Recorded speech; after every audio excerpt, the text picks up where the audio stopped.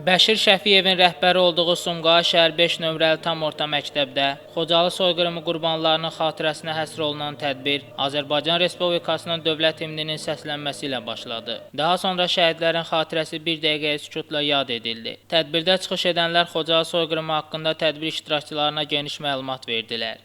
Bildirildi ki, erməni təcavüzkarlarının Azərbaycan xalqına qarşı törətdiyi növbəti kütləvi qırğın nəticəsində 613 nəfər, o cümlədən 106 qadın, 63 uşaq, 70 qoca amansızlıqla qətlə yetirilib, 487 nəfər şikəst olub, 1275 dinc sakin əsir götürülüb, 155 nəfərin taleyi isə hələ də məlum deyil. Bu soyqırım aktı nəticəsində 8 ailə tamamilə məhv edilib, 25 uşaq hər iki valideyni itirib. Bildirilib ki, Xocalı faciəsi 200 ilə yaxın bir müddətdə erməni millətçilərinin və onların havadarlarının Azərbaycan xalqına apardığı etnik təmizləmə və soyqırım siyasətinin davamıdır. Soyqırım zamanı 56 nəfər xüsusi qəddarlıqla öldürülüb, 3 nəfər diri-diri yandırılıb, başlarının dərisi soyulub, bədən əzaları və başları kəsilib, gözləri çıxarılıb, hamilə qadınların qarnı süngü ilə yarılıb. Bu əməllərin qabaqcadan düşünülmüş qaydada milli əlamətinə görə insanların tamamilə və ya qismən məhv edilməsi niyyəti ilə törədilməsi Xocalı faciəsinin beynəlxalq hüquqa əsasən məhz soyqırım olduğunu təsdiq edir. İnsanlığa qarşı törədilmiş bu cinayət aktı